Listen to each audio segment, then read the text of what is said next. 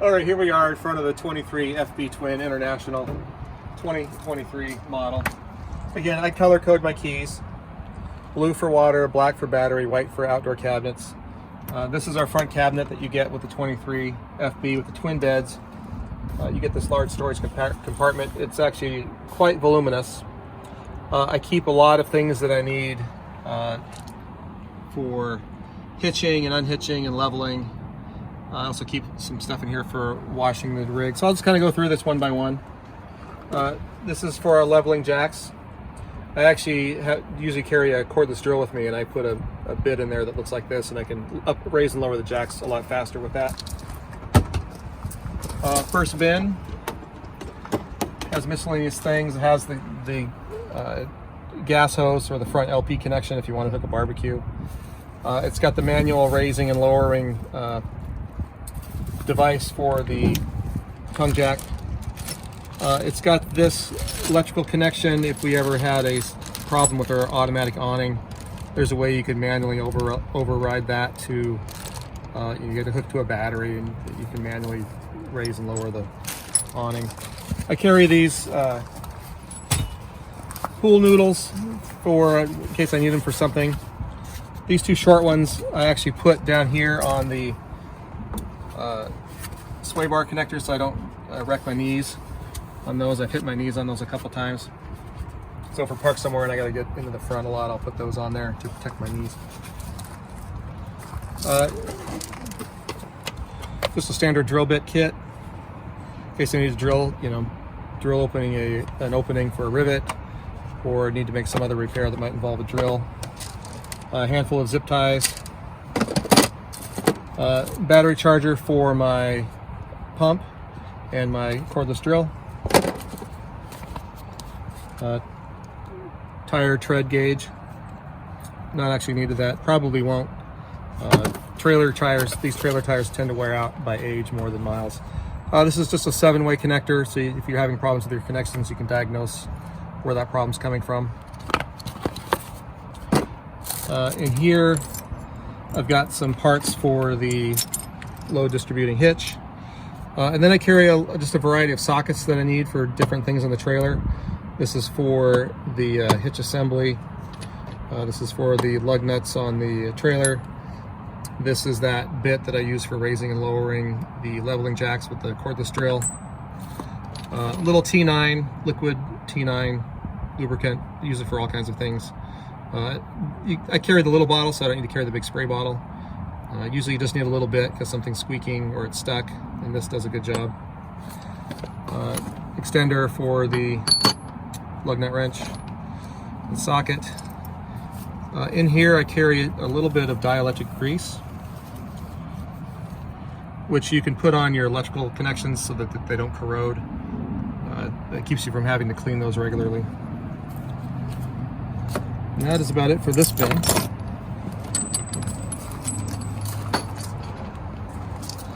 Next I have a bucket with a black hose, not a black water hose, it's a standard garden hose, but it is potable water, and a sprayer.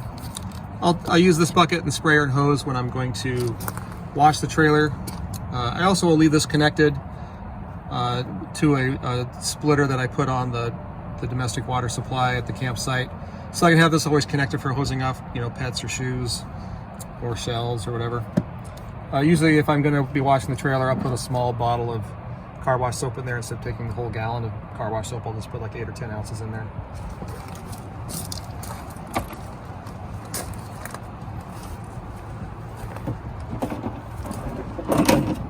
Next up, I just got the cheap wheel chocks, standard for locking your trailer when you're parked.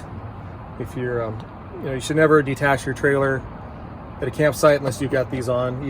Even what looks to be a flat campsite could be deceptively not level, and your trailer can start to roll on you. And that could be a real problem too if you use a block under your tongue jack.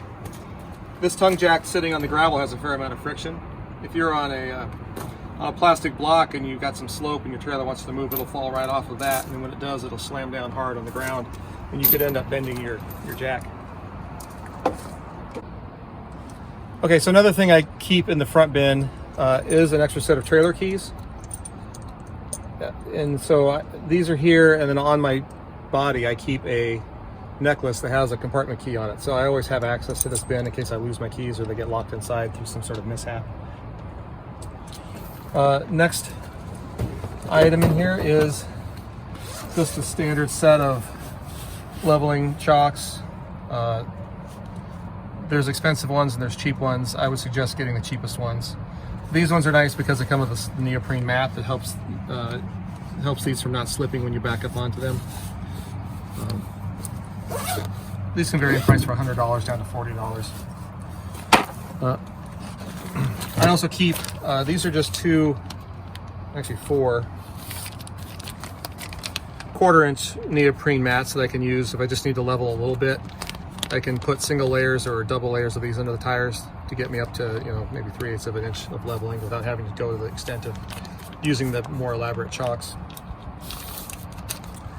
Right now I also have in here, I have my sway bars. I have my awning tool. I have a bin with miscellaneous electrical things in them. This is a 20 amp electrical cord, and you can tell it's 20 amp because it has the funny plug. I'll use this some places if I just need to if I just need to hook up to a regular outlet, or I want to plug into my battery system, I can use this with a 20 amp plug. If you're at a spot where they don't have a 20 amp receptacle, which again has this horizontal component, you can get this adapter. Fits on there, and this will fit into any plug. This is just a standard regular plug to a 20 amp. So I could plug this into a regular outlet and then hook my 20 amp plug to this because it has the horizontal leg on it. These are your standard dog bone connectors. This is a 15 amp to a 30 amp, which is what our trailer takes. This is a 30 amp to a 50 amp. So sometimes you get to a campsite that only has a 50 amp outlet. You can plug this in and then plug your trailer plug into that.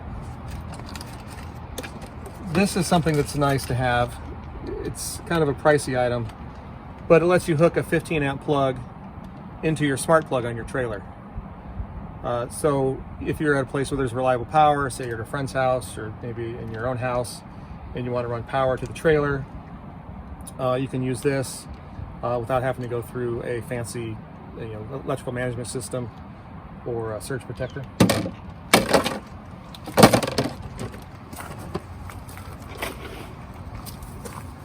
And then finally, way in the back, is my power cord, trailer power cord that came with the trailer. Again, we have the smart plug. It goes into a 30 amp receptacle right here. And again, you want to have good quality EMS. This not only handles surge protector but also monitors the power, makes sure the polarity is correct, makes sure the power is stable. We just found this out recently, when you plug this in, apparently this will analyze the power for up to a minute before it actually will pass power through to your trailer. There's been a couple times where I plugged in the trailer and thought there was something wrong because I wasn't getting power. But by the time I went and checked on this and then got back to the trailer, everything was fine. Live and learn. And then we also got this lovely power cord case from Air Gear, which makes a nice storage compartment. Makes it easy to keep that cord clean, and it keeps everything together and keeps it from shifting during transport. And that is this bin.